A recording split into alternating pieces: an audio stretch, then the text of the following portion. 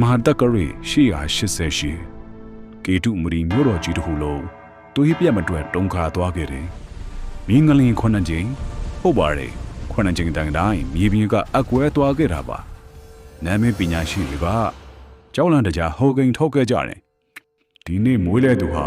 ဒီမြေပြင်ကိုအုပ်စိုးမဲ့သူဖြစ်လိမ့်မယ်။ဒါပေမဲ့အဲ့ဒီအချိန်မှာနန်းတော်ထဲမှာမွေးတာကမင်းသားတပင်ရွှေတီနန်းတော်ပြင်ပကစင်ရဲသားအိမ်မှာမွေးတာကရှင်ရဲထော့တကယ်လက်တွေ့မှာဘသူကကဘာကိုတုံလှုပ်စေခဲ့တာလဲအခုပဲကြည့်လိုက်ရအောင်လူတယောက်ဟာဘယင်ဖြစ်လာဖို့အရင်ဆုံးတေရန်နဲ့ရင်ဆိုင်သေးရတယ်ဆိုရင်သိယုံမလားရှင်ရဲထော့ဟာဘယင်သမီးတော်တခင်ကြီးနဲ့ခိုးရလိုက်ခဲ့ပါတယ်အဲ့ဒီခေတ်ကဒါဟာမျိုးရိုးဖြတ်မှုရာဇဝတ်မှုကြီးပါသူเจ้าတော်မှာပုံနေရချိန်မှာသူ့ကိုတတ်ဖို့လူလွတ်ခဲ့ပေမဲ့သူမတည်ခဲ့ပါဘူးဘာလို့လဲဆိုတော့သူ့မှာတစ္ဆာရှိတဲ့နေတငယ်ချင်းတပင်ရွှေတိရှိလို့ပါပဲတပင်ရွှေတိကဒီလိုမတတ်ပါနဲ့သူဟာကျွန်တော်ရဲ့လက်ရုံးဖြစ်လာမှာပါအဲ့ဒီလိုအာမခံခဲ့တယ်အဲ့ဒီလိုနဲ့စင်ရဲသားရှင်ရဲတို့ဟာကြော်ထင်တော်ရထားဆိုတဲ့ပွဲနဲ့စစ်မြေပြည်စီကိုစတင်ချီချားခဲ့ပါတယ်တမိုင်းမှာနာမည်ကြီးတဲ့နောင်ရိုးတိုက်ပွဲရန်သူဟာအစမတန်များတယ်စစ်တယ်ပြီးကြောက်နေကြပြီအဲ့ဒီမှာဘရင်အောင်ဘာလုပ်ခဲ့လဲသူစီးလာတဲ့ဖောင်တွေကိုမီးရှို့အကောင်လုံးကိုဖျက်ဆီးခိုင်းလိုက်တယ်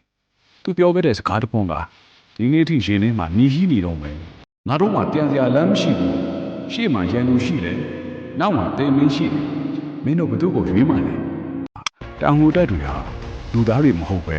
စစ်နဲ့ဖျားတွေလိုတိုက်ခိုက်ခဲ့ကြတယ်အဲ့ဒီအောင်ပွဲကသူ့ကိုဘရင်အောင်ဆိုတဲ့အမည်နာမကိုပေးအပ်ခဲ့တာပါ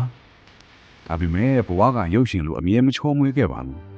သူ့ရဲ့အချစ်ဆုံးတငယ်ချင်းတပင်ရွှေတီလှုပ်ကြံခံရတယ်အင်ပါယာကြီးပြိုကွဲသွားတယ်အားလုံးကဘရင်နောင်ကိုကြောခိုင်းသွားကြချိန်မှာသူဟာတုံညကနေပြန်စားခဲ့ရပါတယ်သူဟာရက်ဆက်တဲ့အောင်နိုင်သူမဟုတ်ဘူး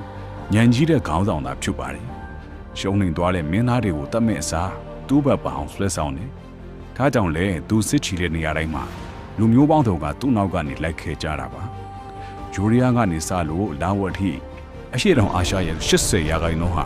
သူ့ခြေပွားအောက်ကိုရောက်ခဲ့ပါတယ်။သူဟာအာရှရဲ့နပိုလီယန်လို့တောင်ခေါ်ထိုက်ပါတယ်။သူက